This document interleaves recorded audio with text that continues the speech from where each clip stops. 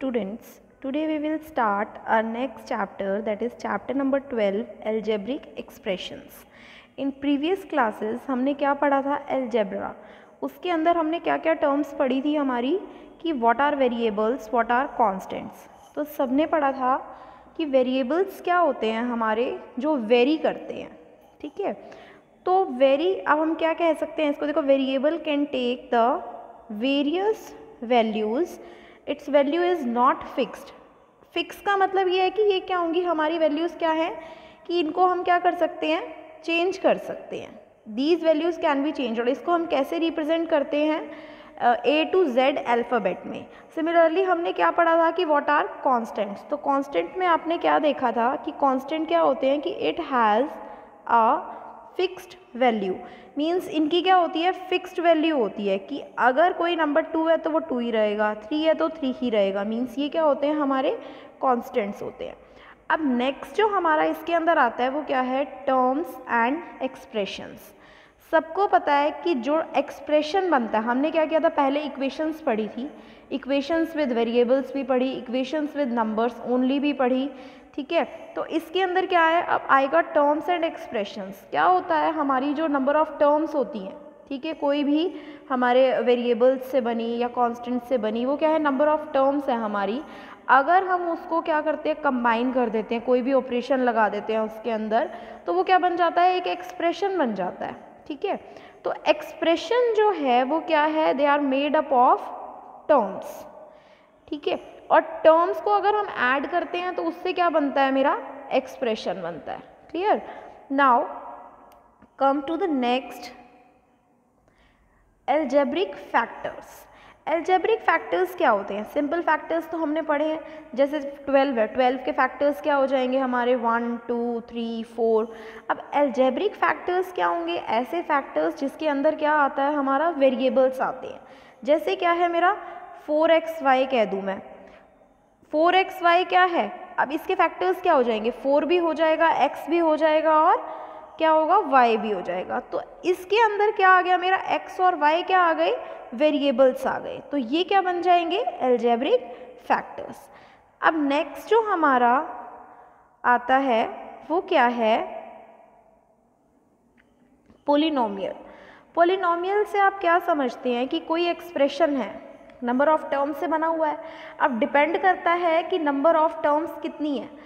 अगर number of terms आपकी क्या है, एक या एक से ज़्यादा है, तो उसको जनरल नेम हमने क्या दिया, पॉलिनोमियल दे दिया.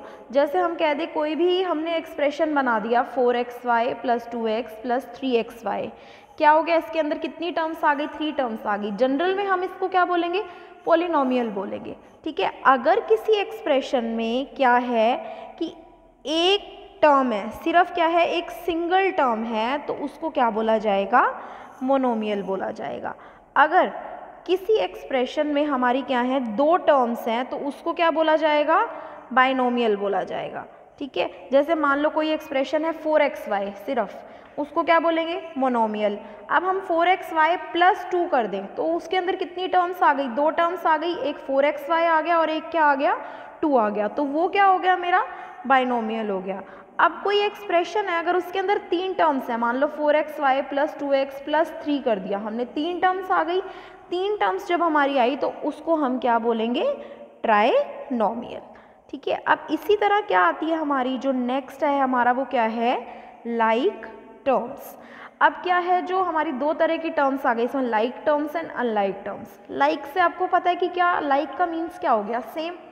अब कोई भी टर्म्स हैं उसके अंदर अगर उसके अलजेब्रिक फैक्टर्स कौन से होते हैं, अभी बताया, जिसके अंदर, जो उन फैक्टर्स के अंदर क्या होता है, वेरिएबल होते हैं, वो क्या होते हैं, मेरे अलजेब्रिक फैक्टर्स होते हैं. तो लाइक टर्म्स हमारी वो टर्म्स हो जाएंगी जिनके जो अलजेब्रिक फैक्टर्स हैं वो क्या होते हैं, सेम होते हैं. जैसे हमने कहा कि 2xy 3xy 4xy 5xy 10xy, इसके अंदर xy क्या है, सेम आ रहा है ना. अलजेब्रिक फैक्टर्स मीन्स जो वेरिएबल्स थे वो क्या आ रहे हैं, सेम आ रहे हैं. कौन कौन से सेम आ रहे हैं, x और y. तो ये वाली जो टर्म्स होंगी जिनके अलजेब्रिक फैक्टर्स क्या होंगे, सेम होंगे, उनको हम क्या बोलेंगे, लाइक टर्म्स. सिमिलरली क्या है, मेरी अनलाइक टर्म्स हैं।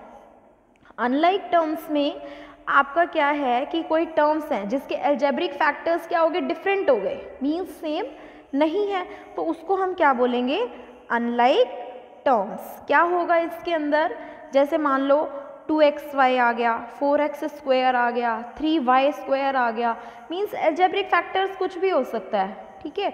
अलजेब्रिक फैक्टर्स के अंदर क्या होगा, वेरिएबल्स होंगे हमारे, और वो वेरिएबल्स क्या होंगे, डिफरेंट होंगे हमारे, तो उस टर्म्स के अंदर हम क्या बोलेंगे उनको, अनलाइक टर्म। तो नेक्स्ट जो हमारा है वो क्या है, कोफिशिएंट। कोफिशिएंट सबको पता है क्या होता है, एक न्यूमेरिकल फैक्टर है किसी भी टर्म का। सपोज करो मैंने क्या कहा, 4xy है, इसका कोफिशिएंट क्या होगा, numerical factors means, numerical means number, इसके अंदर नंबर क्या है, 4xy के अंदर 4 है, तो 4 क्या हो जाएगा, मेरा कोफिशिएंट हो जाएगा इसका। तो इस फर्स्ट एक्सरसाइज के बेसिक में हमने क्या क्या किया, हमने सिर्फ ये देखा कि हमारे मोनोमियल क्या है जिसके अंदर सिंगल टर्म होती है, बाइनोमियल जिसके अंदर 2 टर्म्स होती है, मीन्स बाय मीन्स क्या होता है 2, ट्राई मीन्स क्या होता है 3, और 3 या 3 से ज़्यादा को भी हम क्या बोल सकते हैं, सिंपल पॉलिनोमियल हो गया। एक जनरल वर्ड दे दिया हमने इसको, ठीक है। लाइक टर्म्स आपने पढ़ी कि जिसके अलजेब्रिक फैक्टर्स सेम है, अनलाइक टर्म्स आपने पढ़ी जिसके अलजेब्रिक फैक्टर्स सेम नहीं है। टर्म्स क्या होती हैं, हमारी एक्सप्रेशन से, जो हमारी एक्सप्रेशन से क्या बनती है, टर्म्स बनती है, और टर्म्स को हम अगर ऐड कर देते हैं तो हमारा क्या बनता है, एक एक्सप्रेशन बन जाता है। उसी के अंदर ही हम क्या करते हैं, टर्म्स के फैक्टर्स निकालते हैं। फैक्टर्स के अंदर हम क्या कहते हैं कि जो हमने फैक्टर्स निकाले या जो हमने टर्म्स निकाली उसके क्या हैं, हमें क्या निकालने पड़ेंगे, कोफिशिएंट। कोफिशिएंट क्या होगी, हमारी न्यूमेरिकल टर्म होगी।